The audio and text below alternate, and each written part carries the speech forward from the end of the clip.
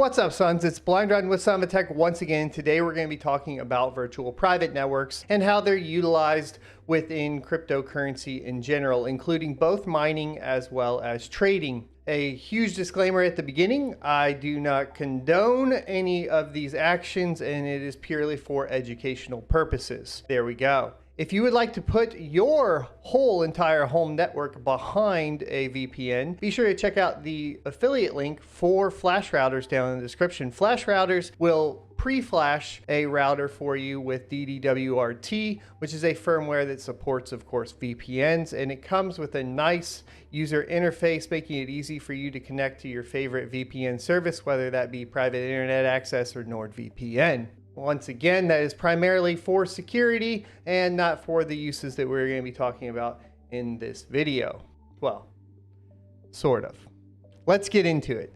So, virtual private networks, and for short throughout the rest of this video, we're going to call them VPNs, are a service that allows you to basically appear to be coming from a different location than your actual physical location when accessing different services and features on the internet. While this works for the most part from a security standpoint, that is not the end all be all for security. And if you're worried about security in cryptocurrency, then you need to be looking into things like hardware, multi-factor authentication, a good antivirus software like maybe say Kaspersky, and as well as a good password manager that is preferably not built into your browser. At least that's what I would prefer. While I have recommended LastPass as well as Dashlane and services like that, it has become very apparent that in the case of the recent events with LastPass, that maybe installing it into your browser isn't the best idea. And we can go over that in a different video. If you're interested, let me know in the comment section below. That out of the way, we will cover security in a completely different video.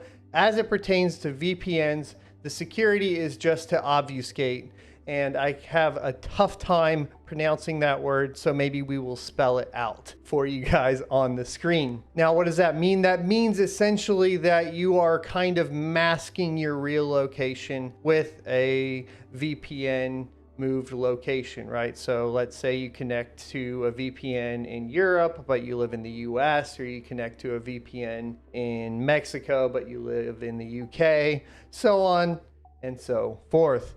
And this can be viable, especially for miners, from the aspect of mining to a cryptocurrency pool. Personally, I do use a VPN service when connecting to a cryptocurrency pool because I don't want necessarily the pool to have my physical location, or at least for it to be a little bit harder for them to track it down. The reason for this, obviously, is I don't trust anybody, and I don't trust pool owners. No matter how large the pool is, you don't know how many people are working on it, how many people live close to you or your location, and how many people would be in a position where they may want to be a bad actor or perform something against you. And so just being able to make sure that it's a little bit more difficult from a miner's perspective, I do it. The downside of using a VPN for mining is, like we talked about in the stale shares video, that you will increase your stale shares to a certain extent. And this is due to basically latency between your miners and the VPN location, and then from the VPN location, of course, to the mining pool. As long as you're under 200 milliseconds, you should be fine. However, of course, the faster or the lower the latency to the mining pool, the faster you'll submit shares, and the faster you submit shares before other people, the more shares you have, therefore the more crypto you earn. Very simple base terms. The next part here is the part that we're going to talk about for educational purposes only, and that is what cryptocurrency traders do, and with VPNs in particular. So when you're trading cryptocurrency, you can find it very difficult to trade certain currencies in certain geographical locations. And on top of that, some geographical locations require super stringent rules on exchanges to operate within that location, including tracking user data. Now, a lot of the times this user data is used so that they can track taxes and so on for that geographical location. VPNs aren't necessarily used to avoid taxes. However, that could be a purpose that they are used for, and I would condemn that on this channel pretty vocally.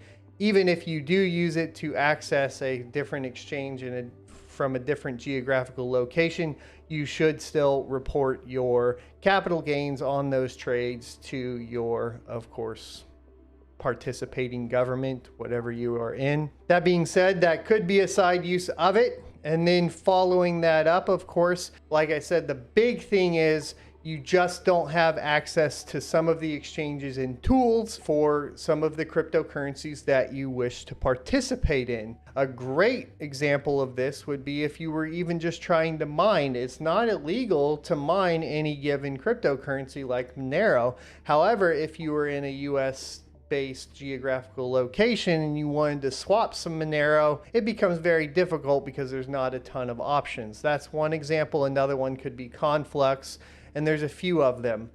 Mainly privacy coins are typically blocked on in a lot of geographical locations because, once again, they're difficult to track for taxes, and obviously people will just say that if they're trying to get money from you, they don't want to trust you.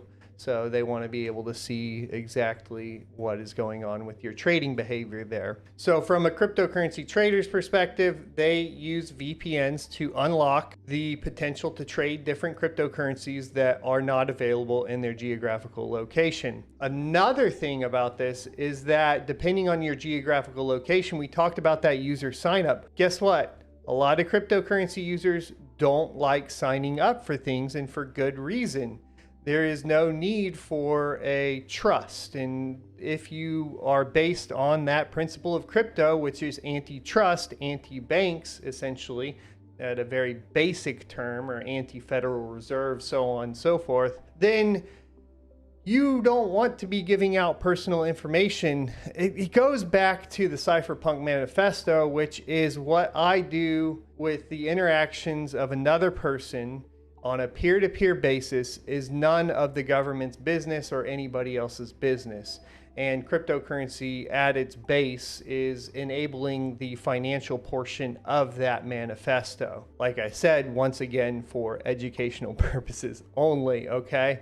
So some people don't want to register for websites at all, including mining pools and exchanges like Binance.us or Coinbase or Crypto.com or any of these services, right? They don't want to sign up for them because they don't believe that is anybody else's business, and they want to maintain their anonymity. So they use virtual private networks to connect to exchanges that don't require these sorts of things, registration essentially. Now, the downside to this is that sure, that's all great and fine. Now you are basically trading crypto in and out, and you aren't being tracked, and you haven't submitted any user information. Binance.com technically doesn't make you submit any user information, hence why they created Binance.us. You have a few others out there that just never require you to, including Prime XBT. And the only thing Prime XBT will do, just to make sure that they're all within the legal realm, is notify you if you connect from a US IP and request that you basically are connecting through a VPN from the US. And that's kind of how they get around that with asking those questions. Once again, these are all gray areas for educational purposes, and I'm just trying to explain to you guys how it works. So there you go.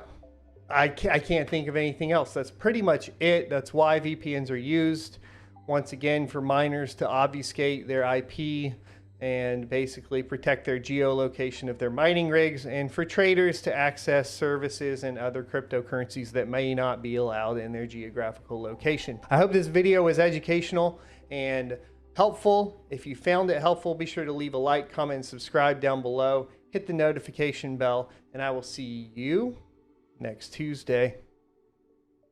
Also, all capital gains, even if you use a VPN, make sure you just track them and claim them. If you enjoyed this content, you can check out more crypto content on this playlist up here, or of course, go ahead and subscribe for more in the future. Adios.